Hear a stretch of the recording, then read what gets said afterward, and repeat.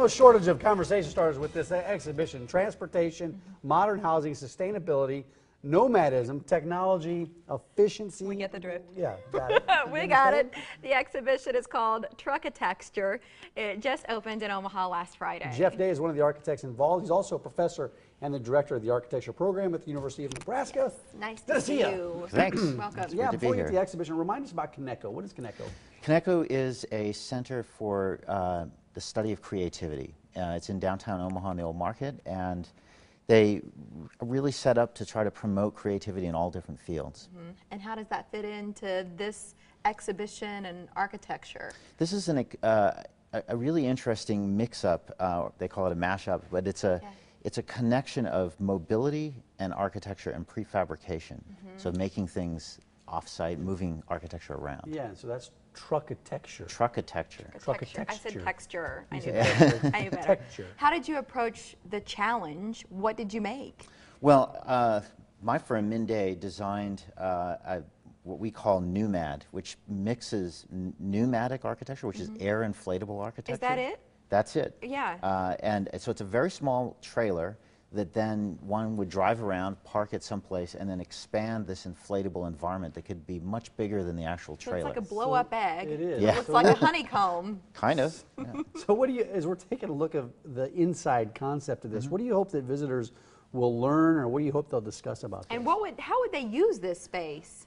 In many different ways, and the way we perceive this is that it's a very open-ended kind of living. That what we want people to think about is, can you live in a home or work in an office that doesn't have anything fixed? Can you sort of reinvent your environment as you What do you do proceed? for water? Well, you'd have facilities for that, so there'd be like a connection at some point to hook up.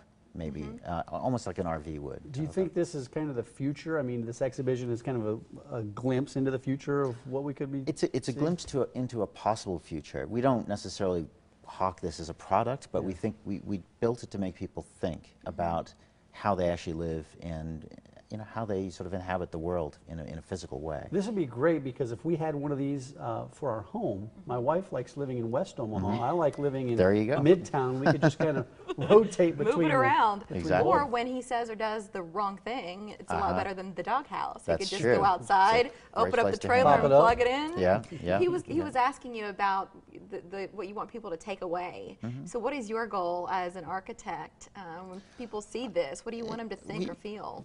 We want them to think about how they actually live in space, and to maybe be more connected and proactive about how they engage the physical environment. We live in houses that have a whole series of rooms that are assigned to different uses. Kitchens, you only use the kitchen for one or two things. All these other rooms.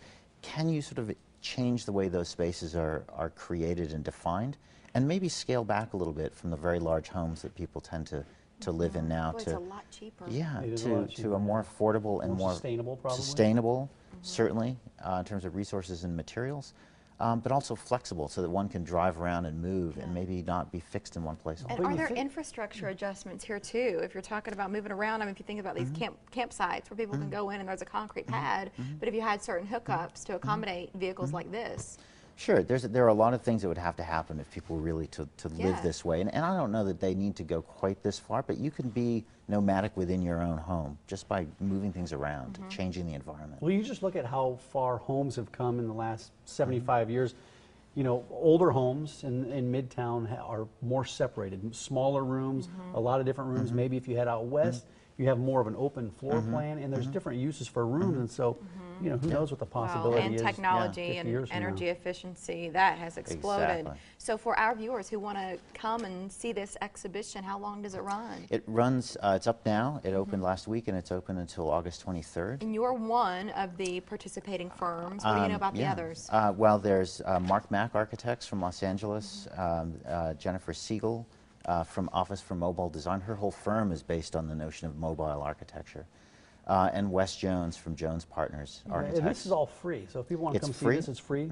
It's free. It's open 9 to 5, Monday through Friday, and 1 to 5 on Saturdays. So are there, these are the physical representations are there? Just Yes, sort of digital so images? ours, which you saw an image of, is actually built full scale. Yeah. And you can walk around, you can go inside. Check it out. The other three are built full scale. There's also a full-size Mack truck in there. And there are two parallel exhibitions, one called Offsite, which is about prefabricated housing, and one exhibition of student work from the University of Nebraska. And it all runs through all this August information is on the 23rd. website, the Kaneko.org. You go there. Wow. On the World Wide Web. This is fascinating. That's- I'm yeah, glad to really have you cool. here, Jeff. Thank you Thanks. for being here. It's great to be here. Appreciate it. Great to meet you. On the other side of the